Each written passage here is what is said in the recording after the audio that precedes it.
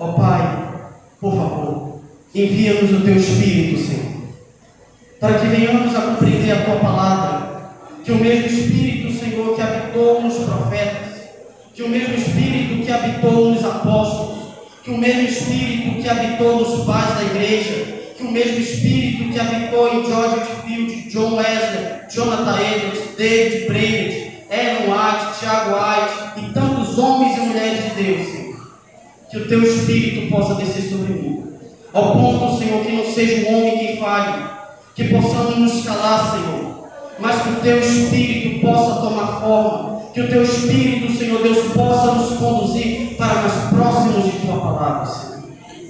Nos dê temor e tremor, Senhor, diante de Ti.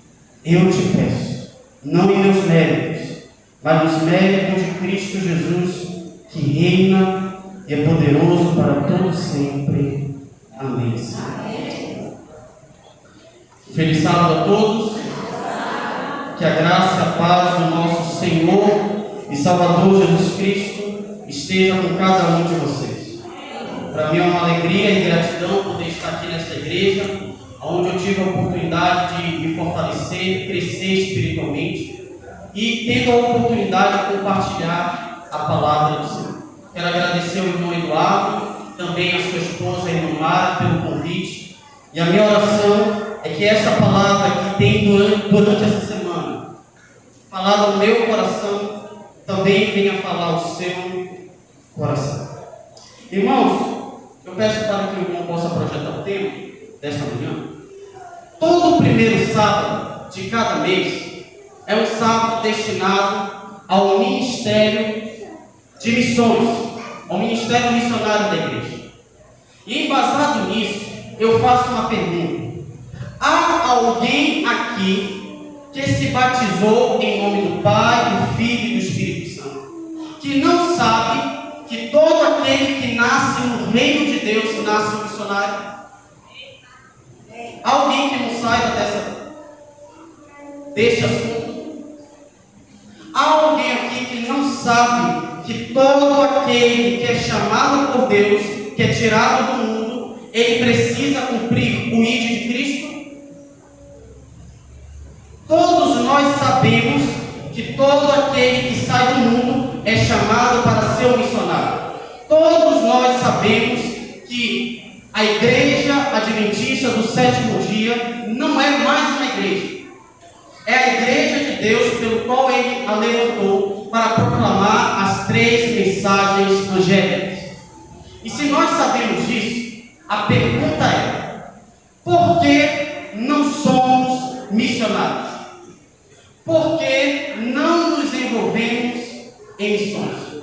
Por que não temos o desejo de falar do amor de Jesus?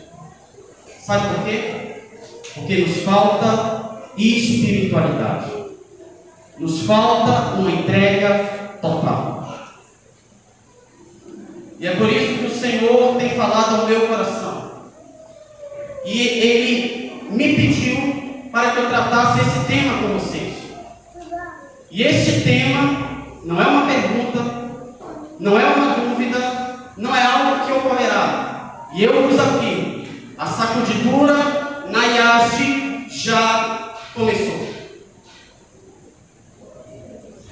Este assunto que foi propagado pelas santas páginas sagradas, pelo Espírito de profecia e pelos pioneiros da igreja, este tema, a sacudidura, a separação entre o joio e o trigo, já começou. E já começou nesta igreja. Já começou pela igreja adventista do sétimo dia, de forma mundial. Eu peço o máximo da sua atenção, porque esse assunto envolve salvação. E se eu não tratar da minha vida com Deus, se você não tratar da sua vida com Deus, você será um dos nossos inimigos. Você sairá dessa igreja, porque Deus vai fazer questão de tirar você. Quero convidar você a abrir a palavra do Senhor, livro do profeta Amós. Amós capítulo 9.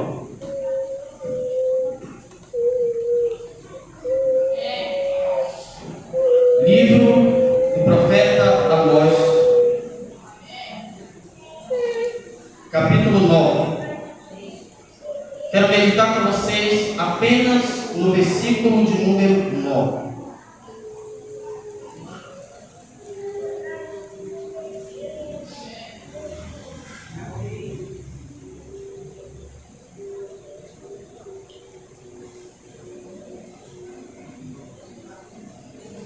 Amós, capítulo 9, versículo de número 9. Assim diz a palavra do Senhor. Porque eis que darei ordens e sacudirei a casa de Israel entre todas as nações, assim como se sacode trigo no crivo, sem que caia na terra um só grão. Quero ler novamente esse texto com vocês. Porque eis que darei ordens e sacudirei a casa de Israel entre todas as nações, assim como se sacode trigo no crivo, sem que caia na terra um só. Irmãos, Deus levanta Amós no reinado do rei Jeroboão II. Ele governava as 10 tribos do norte. Vocês sabem que após a morte de Salomão, após a sua morte, Roboão, filho de Salomão, ele é incumbido por Deus para governar a nação de Israel, que havia sido unificada por Davi e que havia sido próspera no reinado de Salomão. Mas a Bíblia diz que Roboão não fez o que era certo perante Deus. Roboão fez aquilo que lhe desagradava. Seu reinado, sua administração foi péssima, ao ponto que Deus levanta Jeroboão I, da casa de Salomão, que era servo de Salomão, e Deus promete a Jeroboão que ele iria dividir Israel. 10 tribos ficariam com Jeroboão, mas Deus iria preservar 2 tribos, por amor a Davi e por amor a Salomão. E se concretiza. No reinado de Roboão, o reino de Israel é dividido. 10 tribos do norte, Samaria, conhecido como Israel. E o reinado do sul, conhecido como o território de Judá, que era regido pela tribo de Judá e uma parte da tribo de Benjamim. Quando Deus levanta o profeta Amós, é no período de Jeroboão II. Nesse período, foi o período mais próspero de Israel, de Samaria. Foi um período tão próspero, econômico e político. E diante dessa prosperidade, era para eles, como um povo separado, adorarem a Deus, o Deus de Israel. Mas por conta dessa prosperidade, a Bíblia diz que Israel se afastou do Senhor, fez aquilo que não lhe agradava. Os sacerdotes estavam corrompidos, a religião estava corrompida. Os israelitas, separados por Deus para influenciarem um território totalmente pagão e ímpio, foram influenciados pelos incircuncisos. E é nesse período que Deus levanta um homem, um boiadeiro, um coletor de tâmaras, para profetizar juízo sobre aquela nação. Ao ponto que você não vai ver Amós tratando acerca do amor de Deus. Mas sempre Amós enfatiza a ira de Deus sobre os rebeldes. Mas mesmo diante da apostasia no território de Israel, Deus ainda tinha os seus servos, Deus tinha ainda as suas ovelhas, mas havia os idólatras. Então Deus faz uma promessa. Deus faz uma promessa. E essa promessa não é uma promessa linda de se falar, não é uma promessa linda de se pregar.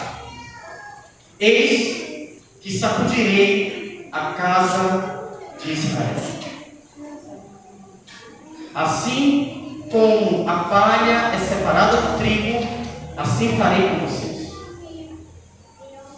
Note bem, tratar acerca da sacudidura não é algo que o ser humano pode fazer.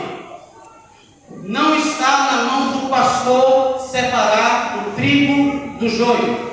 Não está na mão dos anciãos ou do corpo administrativo da igreja separar o trigo do joio. Porque esta obra é uma obra de cima. É uma obra que vem do próprio Deus. Sabe por quê?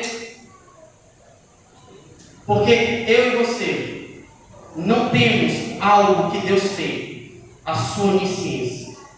E Deus olha para cada um nesta manhã e Ele sabe quem é trigo, quem é joio. Ele sabe quem é ovelha, quem é bode. Ele sabe quem lhe pertence, quem pertence a Satanás. Sabe por quê? Porque a Bíblia diz que Deus não olha a aparência. Eu posso estar tudo bonitinho aqui dentro da igreja. Eu posso estar com terno. Eu posso cantar. Eu posso louvar. Eu posso pregar. Mas vocês só me conhecem por aquilo que eu faço, pelo meu exterior. Mas só Deus olha para mim e tem a capacidade de dizer: esse aqui me pertence, ou esse aqui não me pertence.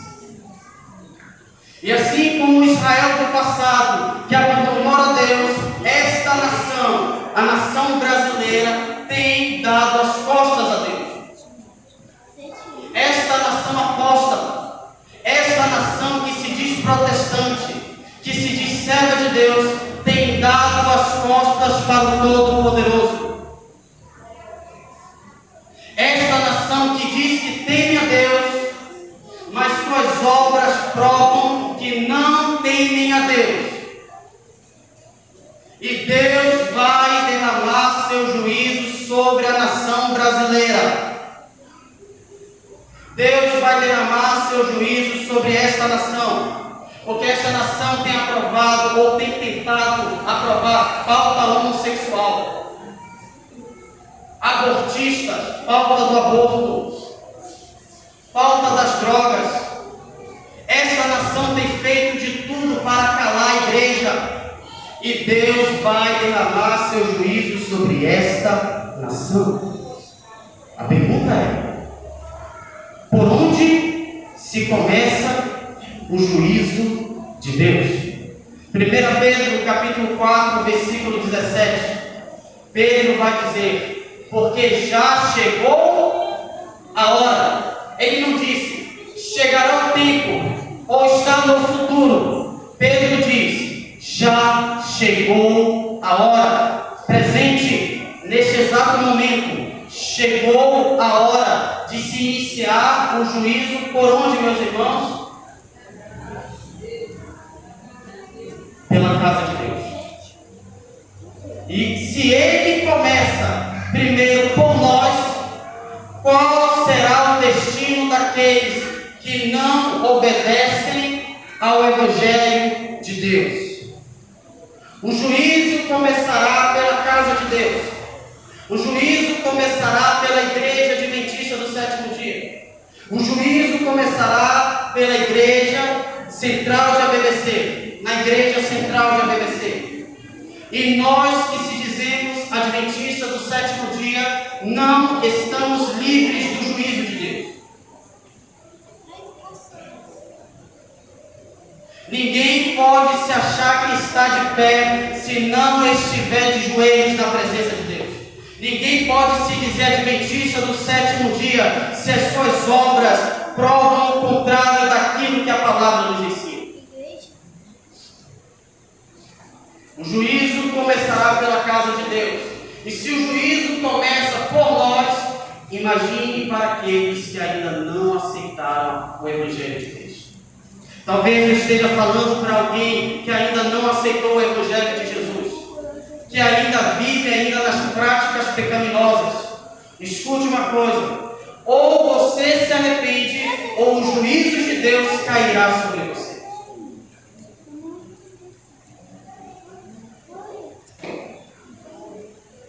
São minhas palavras, irmãos. A Bíblia que afirma. E se a Bíblia afirma e cremos que a Bíblia é o que deve moldar a nossa vida, é a nossa única regra de fé, doutrina e prática, qual deve ser o meu comportamento? Qual deve ser o seu comportamento? É aceitar. É estar submisso à palavra de Deus. A palavra de Deus. Não estamos livres. Temos uma missão a cumprir. Temos uma mensagem a pregar. A terceira mensagem no poder do Espírito Santo. Mas para que isso ocorra, Deus precisa tratar com o seu povo. E como Ele tratará conosco? Por meio da sacudidura. A pergunta é: o que é sacudidura? Alguém pode me dizer: Gabriel, você está falando tanto da sacudidura, mas o que é a sacudidura?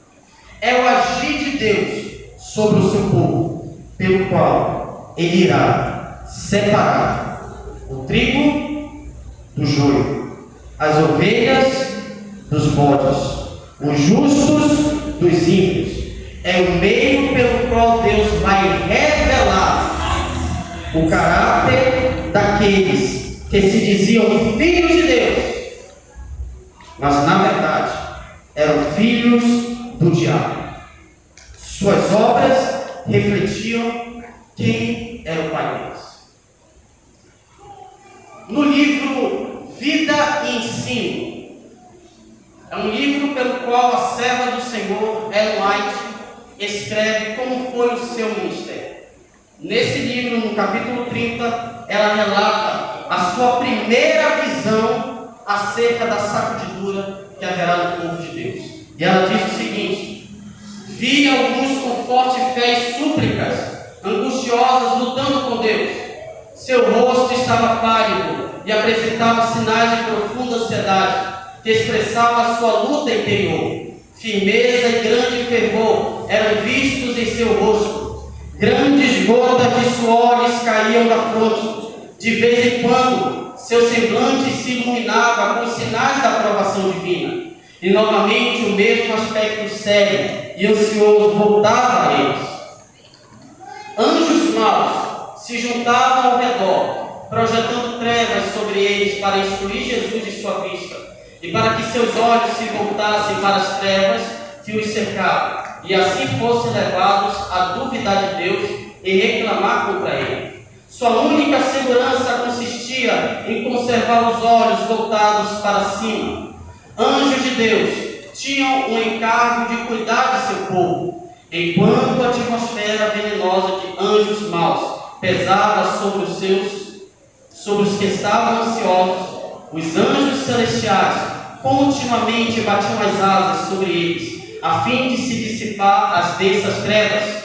Às vezes vinha um raio de luz procedente de Jesus, para reanimar o coração, iluminar o rosto daqueles que oravam, clamando com perseverança e determinação. Vi que alguns não participavam dessa agonia e luta, pareciam indiferentes e despreocupados.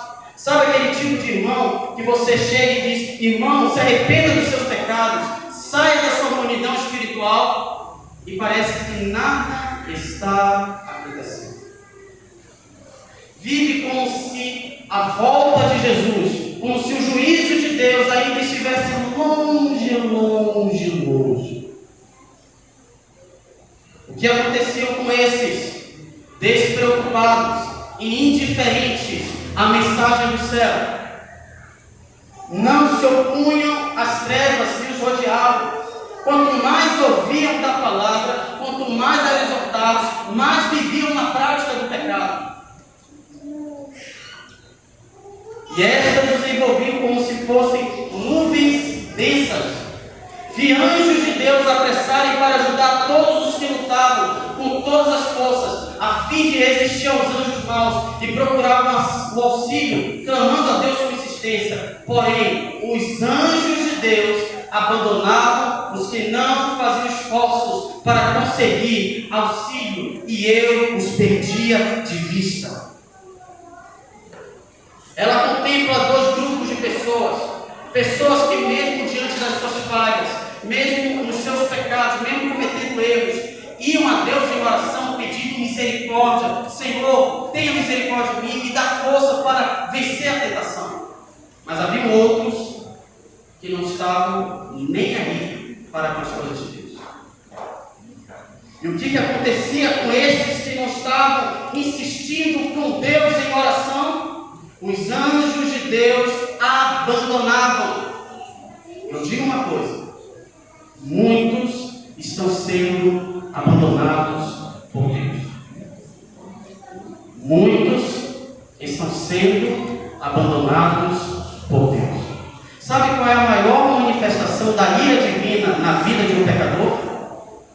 É o que está escrito em Romanos capítulo 1, quando a Bíblia diz o seguinte: e Deus os entregou às suas próprias paixões. A pergunta é: por que Deus vai sacudir o seu povo? Deus não é um Deus de amor? Deus não é um Deus misericordioso? Por que Ele vai sacudir o seu povo? Primeiro motivo: Deus precisa purificar o seu povo. Sabe por que Ele vai sacudir? Por amor àqueles que clamam a Deus de dia e noite. Deus precisa purificar o seu povo, ou seja, pecados ocultos. Você já se perguntou por que a igreja ainda não obteve sucesso na obra missionária? Sabe por que muitas vezes nós pregamos a palavra, mas parece que não surge nenhum efeito na vida dos ímpios? Porque sabe quem atrapalha a obra? Os bodes que estão dentro da igreja. O joio que está dentro da igreja. Sabe por que Deus ainda permite com que muitos irmãos que estão nas denominações que estão caídas permaneçam lá? Porque se Ele trouxesse para dentro da igreja, e quando essas pessoas que são fiéis a Deus, lá no erro onde estão, se Deus as trouxesse, e eles se deparassem com aqueles que não adoram verdadeiramente a Deus, eles iriam deixar os caminhos do Senhor. Certa vez, um comportou, conversando com um padre. Esse padre já havia lido todo o espírito de profecia. Era um homem que tinha um conhecimento doutrinário da nossa igreja. E aí aquele comportou, impressionado, fez a pergunta: padre, se você sabe que a igreja adventista é a igreja de Deus, por que você ainda não deixou Babilônia? Sabe o que esse padre me disse? Se eu disser para a minha paróquia, para as minhas ovelhas, que eu vou deixar a minha igreja e frequentar aquela igreja adventista lá perto da minha paróquia, será um escândalo para as minhas ovelhas. Porque pensa no povo que ensina a verdade, mas não vive a verdade. Certa vez um irmão nosso recebeu um telegrama de uma irmã do meio pentecostal. Sabe o que ela disse? Ela disse o seguinte: olha, irmão, nós sabemos que vocês são diferentes e continuem sendo diferentes, porque foi para isso que vocês foram chamados. Mas vocês acham que nós não estamos preparados? Eu digo uma coisa para o Senhor: nós estamos preparados. O problema é que vocês, que se dizem adventistas, não estão preparados para nos receber. Porque Deus vai operar sacudidura para preparar o seu povo para a chuva serôdia. Porque bode, ímpio, joio não recebe o Espírito Santo. Terceiro, preparar o seu povo para proclamar as 3 mensagens angélicas no período do decreto dominical. E quarto, preparar o seu povo para a vinda de Jesus. Amém. Este é o juízo que começará pela casa de Deus. Mas, antes de Deus enviar seu juízo sobre um povo, primeiro Ele manda uma mensagem, a última mensagem de advertência. uma mensagem ameaçadora para despertar aqueles que ainda não foram despertados. Antes de Deus derramar seu juízo sobre o povo dele, primeiro ele manda uma mensagem. E na Bíblia, uma mensagem, a última mensagem de Cristo aos adventistas do sétimo dia. Eu quero convidar você a abrir a palavra do Senhor, Apocalipse, capítulo 4. Apocalipse, capítulo 3, versículos 14 a 22. Apocalipse, capítulo 3. Vamos ler os versículos 14 a 22. A última mensagem de misericórdia ao seu povo.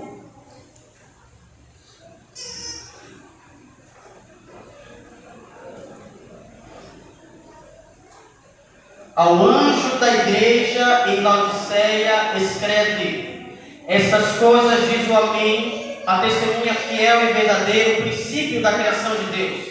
Conheço as tuas obras, que nem és frio nem quente. Quem deras fosse frio ou quente, assim porque és morno, nem és quente nem frio. Estou a ponto de vomitar-te da minha boca, pois dizes: estou rico e abastado, e não preciso de coisa alguma.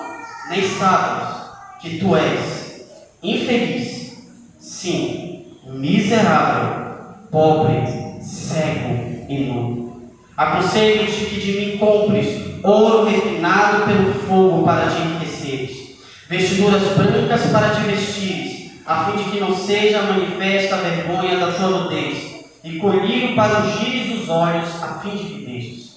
Eu repreendo e disciplino quantos amo. Sê, pois, zeloso e arrepende-te. Eis que estou à porta e bato. Se alguém ouvir a minha voz e abrir a porta, entrarei em sua casa, cearei com ele e ele comigo. Ao vencedor, darei sentar-se comigo no meu trono, assim como eu também venci e me sentei com meu Pai no seu trono. Quem tem ouvidos, ouça o que o Espírito diz às igrejas. Há duas mensagens que são mensagens ameaçadoras de Cristo. Uma mensagem pertence à sua igreja e a outra mensagem pertence ao mundo.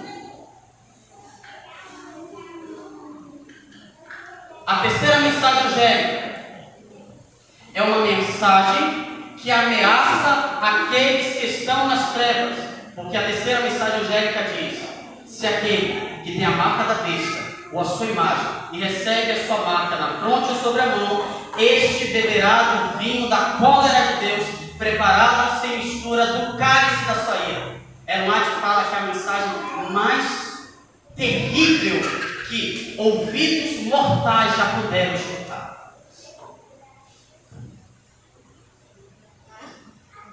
Mas há uma outra mensagem, que é a carta de Cristo a Laodiceia.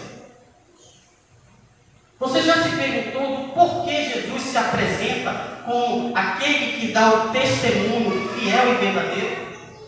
Sabe por quê? Porque a igreja de Deus, a igreja adventista do sétimo dia, tem desprezado o testemunho da testemunha fiel.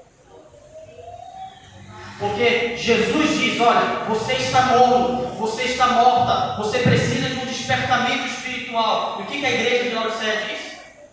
Senhor, acho que o Senhor está enganado. O Senhor está enganado, Senhor. Eu sou rica e abastada.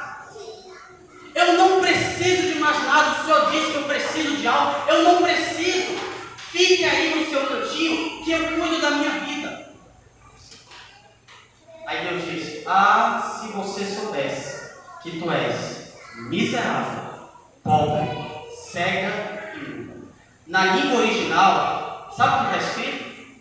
Pois para mim, tu és um desgraçado. Já pensou o Cordeiro de Deus, o Deus que amou, olhar para essa igreja e dizer: pois para mim, tu és um desgraçado?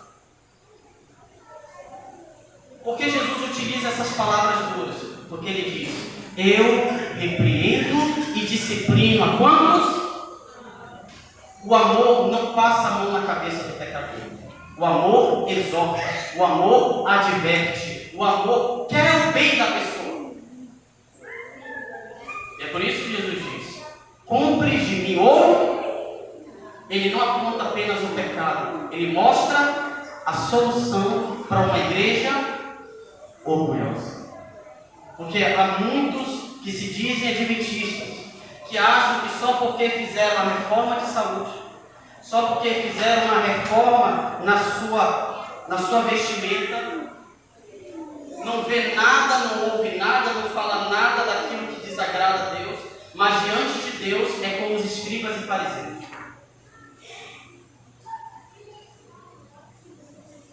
E Deus, o que Deus disse para os escribas e fariseus? Vocês são como sepulcros caiados, bonitos por fora, mas por dentro são podres. Limpem primeiro o interior, para depois vocês cuidarem do exterior.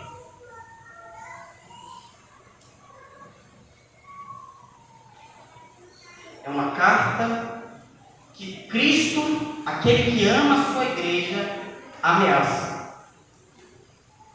Jesus disse: estou a ponto de vomitá-los. A pergunta é: por que Jesus não vomitou? Porque ainda Ele ama essa igreja. Ele ama o seu povo. Ele ama a sua igreja. Vidas e Ensinos, capítulo 30. Perguntei o significado da sacudidura que eu tinha visto, e foi mostrado que era determinado pelo testemunho direto e contínuo no conselho da testemunha verdadeira, a igreja de Laodiceia. Isso produzirá efeito no coração daqueles que o receberam e o levará a empunhar a bandeira e propagar a verdade pura. Alguns, e talvez eu esteja falando para alguém que terá esse tipo de comportamento, alguns não suportarão esse testemunho claro e se levantarão contra ele. Isso é o que determinará a sacudidura do povo de Deus. Vi o testemunho da testemunha verdadeira, não teve a metade da atenção que deveria ter. Sabe por quê? Porque muitas das nossas mensagens foram substituídas por mensagens coaches, por mensagens de prosperidade. Muitas vezes temos desprezado a verdade para dizer: não importa qual religião você siga, não importa. Não viva do jeito como você quer, o importante é que Deus olhe o coração.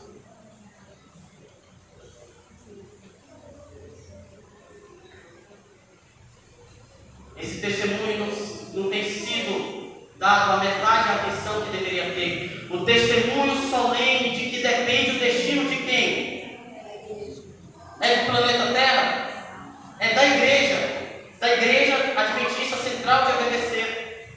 Não tem sido levado a sério, se não totalmente desconsiderado. Esse testemunho deve operar o que naqueles que ouvem?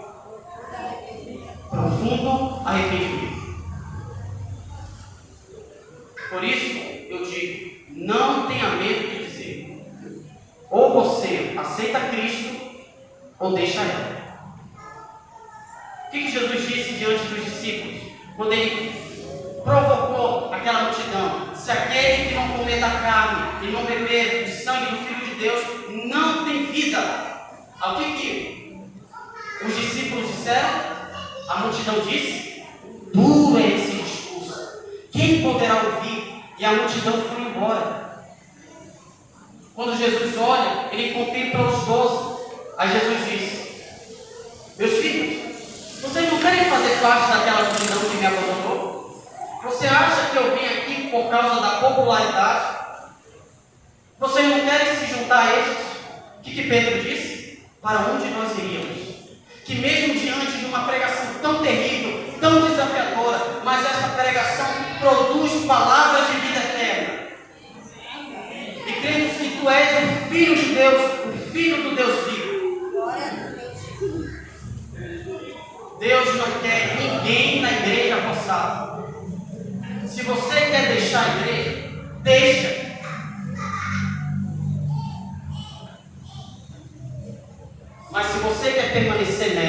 Você precisa demonstrar o quê? Arrependimento dos seus pecados. E todos os que recebem de verdade lhe obedecerão e serão purificados. É por isso que eu digo, a sacudidura já começou. Não na sua amplitude, mas nós, em pleno ano de 2025, já estamos experimentando as gotas dessa sacudidura. Eventos finais, página 135. Logo que o povo de Deus estiver selado na fronte, não é o selo ou marca que pode ser visto, mas a consolidação da verdade, tanto intelectual como espiritual, de modo que o povo de Deus estiver selado e preparado para a sacudidura. Aí ela conclui, na realidade já o ocorrerá, está no passado, presente ou futuro? Futuro. Mas ela diz que na realidade já começou. Já começou. Muitos Deus já está tirando dentro do nosso meio. Estamos em que época? Da sacudidura. Época em que cada coisa que pode ser abalada será. O Senhor não desculpará os que conhecem o quê? Ele vai desculpar você? Ele vai passar a mão nos seus pecados? A sacudidura já começou. A pergunta é, como se dará essa sacudidura? Primeiro, por meio da perseguição. A perseguição irá purificar a igreja. Sabe qual é a oração que você pode fazer em pleno século XXI? Em pleno ano de 2025? Senhor, traga a perseguição. Porque como diz Victor Franklin, ele diz que é na adversidade, é na prova, que uns se tornam ovelhas, mas outros se tornam porcos. Alguns se tornam heróis, outros se tornam porcos. Se dará por meio da perseguição. Segundo, calúnias levarão muito à perdição, fofoca dentro da igreja, falso testemunho entre os irmãos, levarão muitos à perdição. Terceiro, falsas doutrinas ocuparão nossos púlpitos. Quantos dentre nós, muitos que se dizem adventidos do sétimo dia, acreditam que o domingo é o dia de guarda? Creem na imortalidade da alma. Muitos que mesmo professando creem na guarda do sábado, na mortalidade da alma, na segunda vinda de Cristo, mas são a favor da pauta homossexual, são a favor da pauta abortista, que são a favor da pauta das drogas. E isso está contaminando pessoas que estão dentro da igreja. Falsas doutrinas, falsos ensinamentos, falsas filosofias tirarão essas pessoas da igreja. Rejeição dos testemunhos, rejeição do espírito de profecia. Hoje você não vê mais ser pregado o espírito de profecia na igreja. Hoje tem pessoas que têm medo de dizer que Ellen White é profeta de Deus nos últimos dias. A rejeição dos testemunhos levarão muitos à perdição. Sabe por quê? Porque os testemunhos têm o poder de nos levar de volta para onde, meus queridos? Para a Bíblia Sagrada, que é a nossa única regra de fé e doutrina prática. E quinto, que é na sua forma ampla, que é dali que virá na sua força, na sua totalidade, essa sacudidura. Sabe o que é? O decreto dominical. E a última vez que eu preguei nessa igreja, tratando sobre o decreto dominical, dominical, vocês puderam perceber que o mundo já caminha para um decreto. E quando for publicado, quando sair o decreto dominical, pensa num dia em que a igreja estará lotada. Até aqueles que não frequentavam a igreja vão vir, vão ocupar os bancos. Mas eu digo uma coisa, será tarde demais. Será tarde demais. A pergunta é: quem serão tirados do nosso meio? Quem serão eliminados desse movimento? Quem serão esses que Deus vai fazer questão de tirar dentre nós? Cristãos superficiais. O trabalho que a igreja tem deixado de fazer em tempo de paz e prosperidade terá que realizar em terrível crise sob as circunstâncias mais desanimadoras e difíceis. A advertência que a conformidade com o mundo tem silenciado ou retido precisam ser dadas sob a mais feroz oposição dos inimigos da fé. E naquele tempo, o grupo dos superficiais e conservadores, cuja influência tem constantemente atrasado o progresso da obra, renunciará à fé. Há aqueles que entre nós que farão confissões como Acã, tarde demais para serem salvos. Não estão em harmonia com o que é correto. Pessoas que escondem os seus pecados. Pessoas que têm pecado escondido dentro da igreja. Aí muitas vezes nós choramos e perguntamos: Senhor, aonde é que está o progresso da tua obra? O Senhor olha para nós da mesma forma como olhou para Josué e disse: Josué, para de se lamentar, levante-se, porque há pecado no meio de vocês.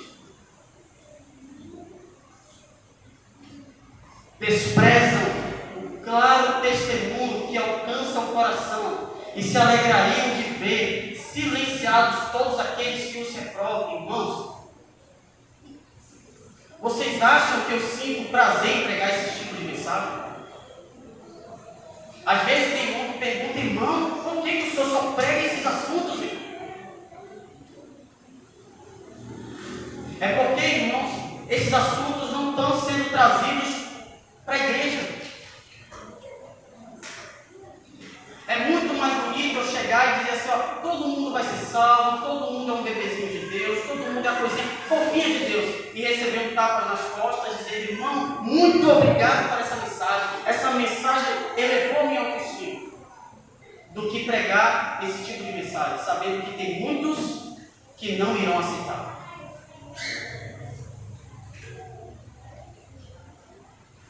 Pessoas que têm o mesmo espírito de Acã.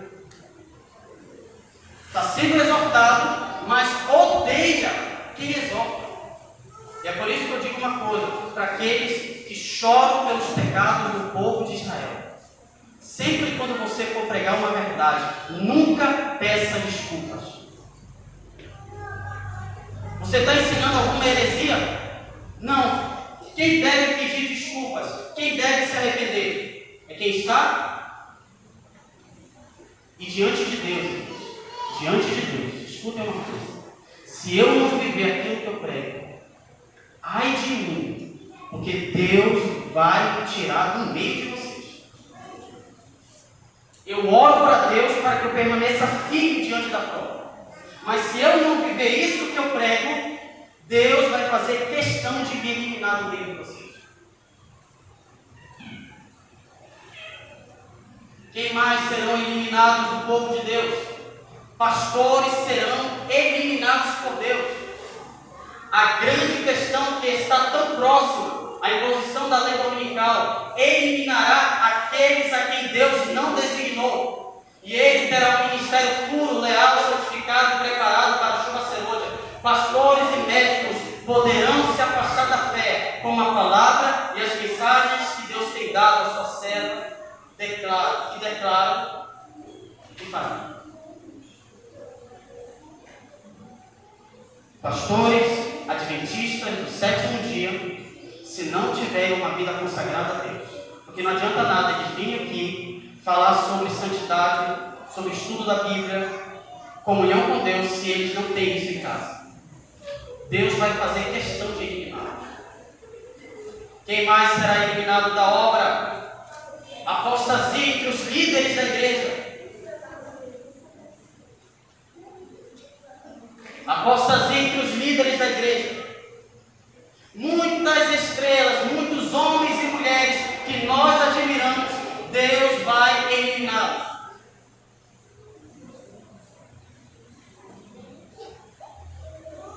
Muitas estrelas que temos admirado por seu brilho se apagarão nas trevas.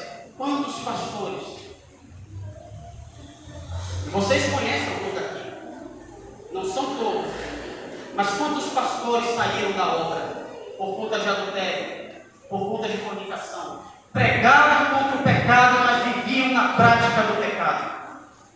E Deus está tirando. Deus está tirando. Deus está eliminando essas pessoas. Não são todos. Tem homens de Deus? Tem. Tem servos de Deus? Tem. Mas aqueles que colocam uma capa de santidade, estes Deus eliminará.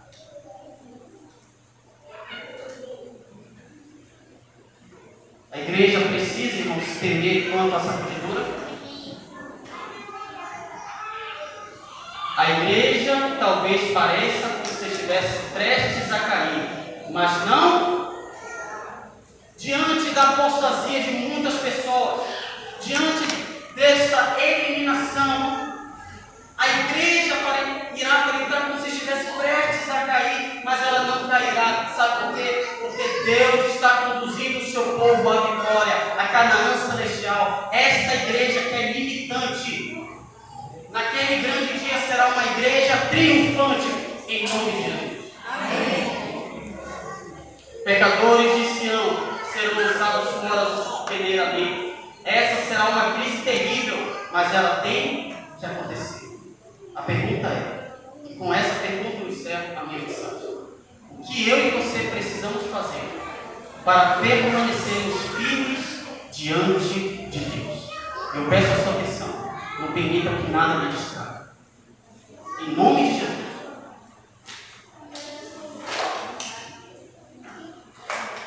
O Senhor tem servos fiéis que se revelarão no tempo da sacudidura e da prova. Há indivíduos preciosos, ocultos, que não se prostraram a Baal. Que a oposição se levante, que o fanatismo e a intolerância exerçam domínio novamente. Acenda-se a perseguição. E então os indiferentes, os hipócritas, vacilarão, renunciando à fé. Os lugares vagos nas fileiras serão preenchidos pelos que foram representados por Cristo. E preste bem atenção: há muitos com quem o Espírito de Deus está lutando.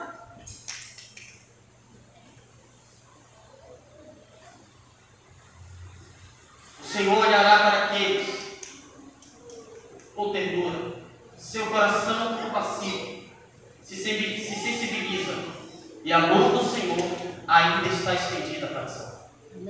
Enquanto a porta é fechada para os que não querem entrar, será admitido um grande número de pessoas que nestes últimos dias ouvirem a verdade pela primeira vez. Alguém que está me ouvindo neste momento,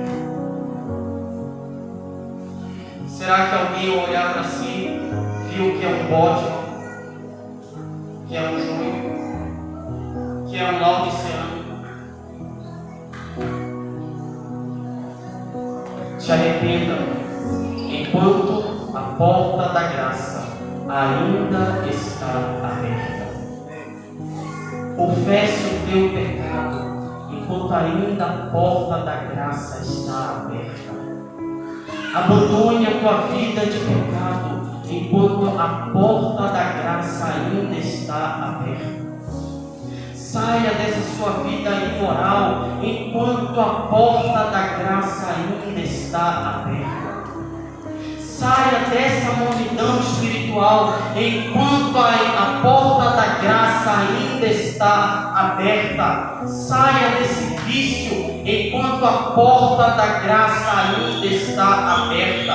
Abandone essas pessoas que têm te afastado do Evangelho enquanto ainda a porta da graça está aberta, enquanto a mão misericordiosa de Deus está estendida. Porque chegará um dia em que será tarde demais. É como mais ou menos fosse o seguinte: Jesus, nesse momento, ele está diante do Pai, e com a sua mão ele está freando a ira do Pai que deveria vir sobre você, e com a outra mão ele estende até você para tentar tirar você da onde você está. Uma mão retém a ira de Deus, a outra chama o pecador de volta para o Cristo. Mas chegará um dia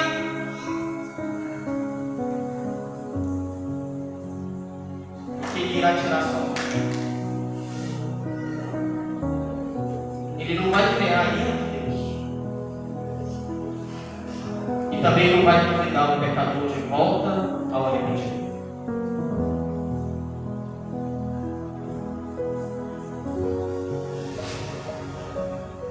Nesse momento, ouviremos uma mensagem musical.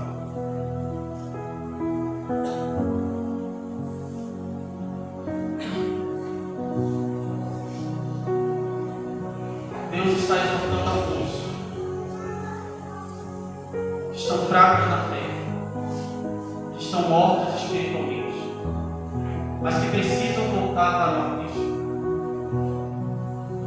Arrependa-se dos seus pecados, enquanto a porta da graça ainda está aberta. Alguém nesta manhã que precisa tomar uma decisão de voltar para o primeiro amor. O Espírito do Senhor chama você. Enquanto a irmã estiver louvando a Deus, eu oro para que o Espírito Santo desça sobre ele, e por meio do louvor ela alcance o seu coração onde a mensagem não alcançou. Se você sente o desejo, em nome de Jesus, de assim como eu, ter uma vida transformada para o reino dos céus, e decidir nesse momento: Senhor, eu quero ser teu, eu quero ser um bom filho, eu quero fazer parte da igreja militante, para fazer parte da igreja triunfante. Ó Deus, eis-me aqui, Senhor, eis-me aqui, lanço o meu orgulho no pó da terra, para que eu seja uma nova criatura. Se esse for o seu desejo, eu quero que você saia da onde você está e venha até aqui diante do altar de Deus.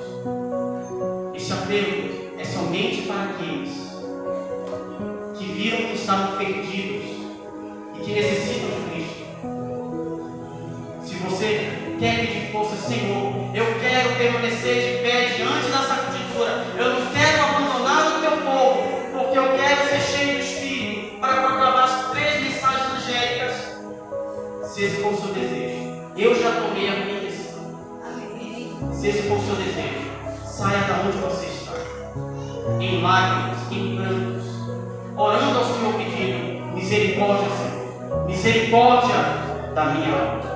Se hoje vocês ouviram a voz do Senhor, não endureçam o vosso coração.